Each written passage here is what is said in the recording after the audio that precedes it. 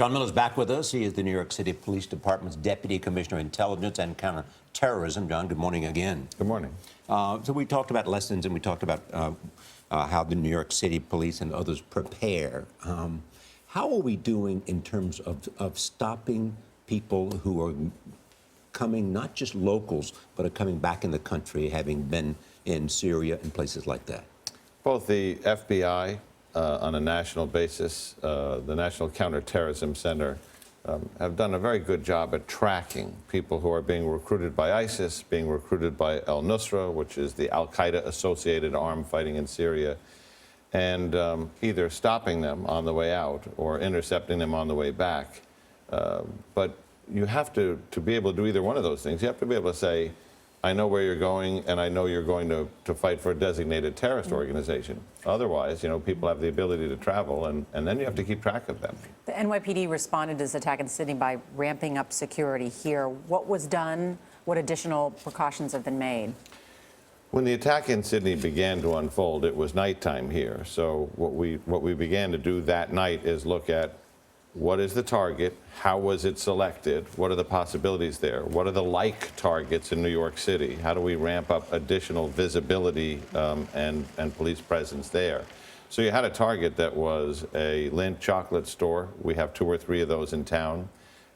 All the time that this is going on, you're asking yourself and your partners in Sydney, do we have any idea of the clear motivation? Why this place, why this target, why these tactics?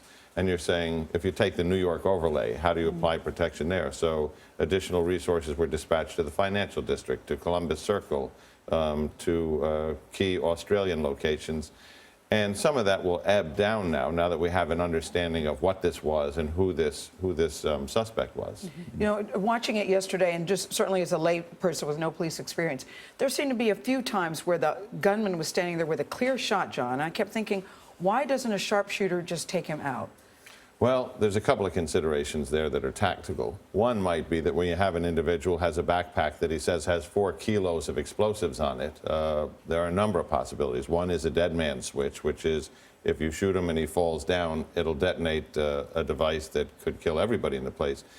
But also in that area, a number of the places were asked by the police to harden their targets because they knew it was a potential place for terrorist attack. So many of them, including this location, have reinforced glass. Oh, bulletproof glass. Which would be resistant to a sniper's bullet. So there were a lot of challenges for the New South Wales police involved in that incident. And when you see the timing of what they did, how they did it, and the decisions they made, I don't think you could have done better or achieved a better outcome tactically. Are there different strategies in terms of what the police do when it's a criminal hostage situation and a terrorist hostage situation? Yeah, that's a really interesting question because it's 2 different sets of rules. In a criminal hostage situation, you have somebody who didn't intend to take hostages. They just got surrounded by the police while they were robbing the bank. Their motive is, how do I get out and how do I get the best deal?